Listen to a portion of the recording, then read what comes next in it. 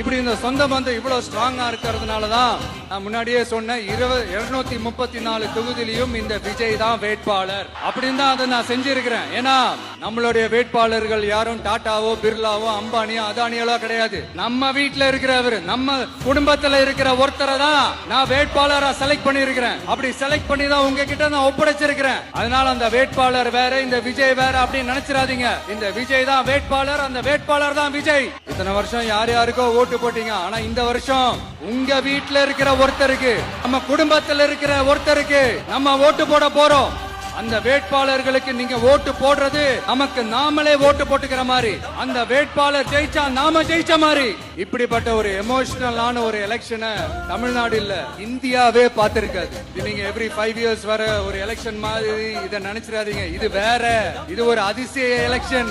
50 வருஷத்துக்கு ஒரு வாட்டி நடக்கிற ஒரு எலெக்ஷன் மாதிரி. அதனால அந்த சான்ஸை மிஸ் பண்ணிடாதீங்க. வரலாற்றில் ஒரு